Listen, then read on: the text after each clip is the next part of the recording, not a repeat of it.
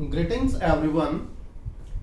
Commerce with difference classes के इस video में एक बार फिर से आपका स्वागत है। स्टूडेंट्स, इस वीडियो में हम कुछ और प्रॉब्लम्स लेंगे, यानी कुछ न्यू ट्रांजैक्शंस और जर्नल एंट्रीज पास करेंगे। आपसे रिक्वेस्ट है कि पेन और नोटबुक लेकर बैठिएगा और जो ट्रांजैक्शंस हैं इनकी जर्नल एंट्री मेरे साथ कीजिएगा।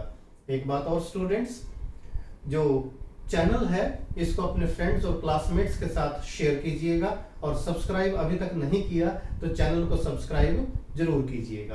तो चलिए हम सॉल्व करते हैं कुछ और ट्रांजैक्शंस को और पास करते हैं जर्नल एंट्रीज। जर्नल एंट्रीज में सबसे पहले क्या जरूरी है स्टूडेंट्स, आप जर्नल का फॉर्मेट ड्रॉ करें।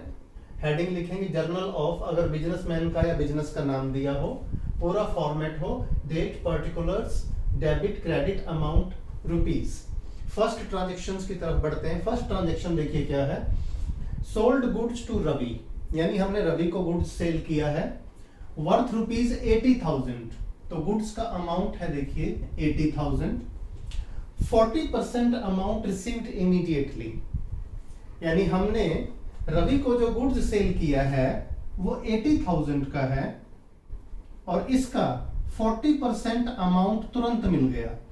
80,000 का 40% हुआ 32,000। इसका मतलब 32,000 तो हुई कैश सेल्स और 80,000 में से 32 अगर माइनस कर दें तो 48,000 हुई हमारी credit sale. That is credit sale. यानी यहां पर तीन अकाउंट अराइज होंगे स्टूडेंट्स। एक कैश आ रहा है, दूसरा जो क्रेडिट सेल है उसकी वजह से डेटर्स अराइज हो गए और डेटर का नाम है रवि, उसका अकाउंट भी हमें लेना होगा, और तीसरा हमारी सेल्स हुई है। तो चलिए जर्नल एंट्रीज पास करते हैं। सबसे पहले कैश को देखिए, कैश इज कमिंग इन 32,000। तो हमारी फर्स्ट जर्नल एंट्री होगी फर्स्ट कैश अकाउंट डेबिट 32,000। 48,000 की क्रेडिट सेल है। जिस पर्सन को हम क्रेडिट सेल करते हैं वो हमारा डेटर हो जाता है और वो डेबिट होता है। डेबिट क्यों होता है? Debit the receiver, because Ravi is receiving goods from us. ये एक पर्सनल अकाउंट है तो डेबिट द रिसीवर, इसे डेबिट करेंगे। यानी रवि को डेबिट हम सिर्फ उतने अमाउंट से करेंगे जितना क्रेडिट सेल है, and credit sale is 48,000। To credit किसे करें? सेल्स। चाहे कैश सेल हो या क्रेडिट सेल, वो हमारी इनकम है, वो हमारा मेन सोर्स ऑफ रेवेन्यू है। तो सेल्स टोटल अमाउंट से क्रेडिट होगी to sales account and total amount is 80,000। Underline करेंगे, नरेशन लिखेंगे, फॉर या बीइंग लगाकर, सोल्ड गुड्स टू रवि। इसमें अमाउंट भी चाहे तो ऐड कर सकते हैं। अब ट्रांजैक्शन नंबर 2 की तरफ बढ़ते हैं। उससे पहले फर्स्ट ट्रांजैक्शन में एक बात देखिए, क्योंकि सेकंड और थर्ड ट्रांजैक्शन स्टूडेंट्स उसी से रिलेटेड है।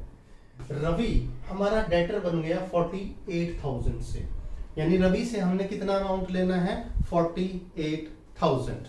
अब सेकंड ट्रांजैक्शन देखो, रवि वाज डिक्लेयर्ड इंसॉल्वेंट, यानी रवि जो है वो इंसॉल्वेंट हो गया। इंसॉल्वेंट का मतलब बैंकरप्ट, जिसे हम दिवालिया बोलते हैं, यानी उसकी फाइनेंशियल पोजीशन खराब हो गई और कोर्ट ने उसको बैंकरप्ट या इंसॉल्वेंट डिक्लेयर कर दिया। इस केस में होता क्या है स्टूडेंट्स, जो पर्सन इंसॉल्वेंट होता है, कोर्ट के सुपरविजन में उसकी सारी प्रॉपर्टी सेल होती है और जिन जिन लोगों के पैसे देने होते हैं उन सबको एक रेशियो में पैसे दे दिए जाते हैं। जैसे मान लो उसकी प्रॉपर्टी सेल हुई और जिन लोगों के भी पैसे देने हैं उसका 50% अमाउंट ही प्रॉपर्टी से मिल पाया, तो इसका मतलब हर बंदे को 50% अमाउंट दिया जाएगा, यानी हर एक का 50% डूब जाएगा। अब ये ट्रांजैक्शन देखो क्या है, रवि इंसॉल्वेंट हो गया, 50 पैसे इन अ रुपी। इसको ध्यान से देखें आप लैंग्वेज को, 50 पैसे इन अ रुपी, यानी 1 रुपए में 50 पैसे, यानी 50% अमाउंट भी लिखा हो सकता है यहाँ पर। यानी 50% could be realised from him, यानी उसकी प्रॉपर्टी से हमें 50% पैसा ही मिल पाया। अब देखो रवि से लेना कितना था स्टूडेंट्स? 48,000 रुपीज। इस ट्रांजैक्शन को बड़े ध्यान से देखिएगा। क्योंकि इस ट्रांजेक्शन में एक नया अकाउंट आया है जिसे हम बोलते हैं पैसा डूब गया यानी bad debts.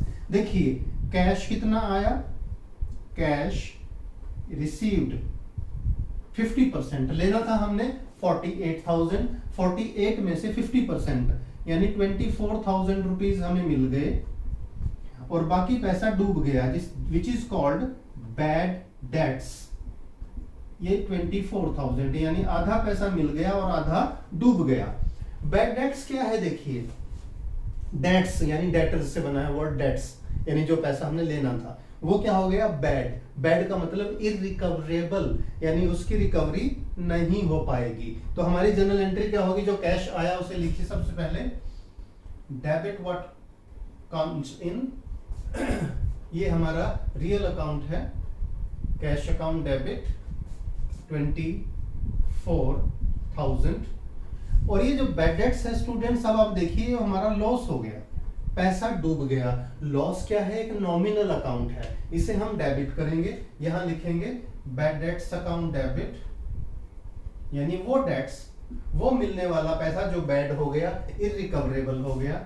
Bad debts account debit 24,000 to किसका अकाउंट राइट ऑफ कर दिया हमने, यानी किसका अकाउंट कैंसिल कर दिया, उससे और पैसा नहीं मिलेगा, वो है Ravi. Credit the giver, Ravi का हिसाब बराबर हो गया क्योंकि वो बैंकरप्ट हो गया, 24,000 मिल गए, बाकी मिलेंगे नहीं, तो उसका अकाउंट हम अपने अकाउंट में से राइट ऑफ कर देते हैं, कैंसिल। यानी यहाँ रवि डेबिट है, यहाँ पर क्रेडिट हो जाएगा टू रवि 48,000। तो नरेशन लिख लीजिए, Ravi declared insolvent, Ravi was declared insolvent.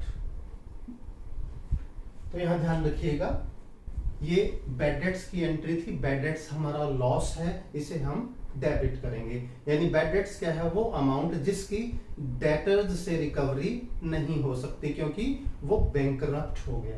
अब थर्ड ट्रांजैक्शन ध्यान से देखिएगा students, received an amount of ₹24,000 from Ravi, Ravi से 24,000 मिल गए यानी जो डूबे हुए थे। whose account was written off as bad debts earlier, यानी जिसका अकाउंट हमने बैड डेट्स लिख दिया था कि ये तो पैसा डूब गया।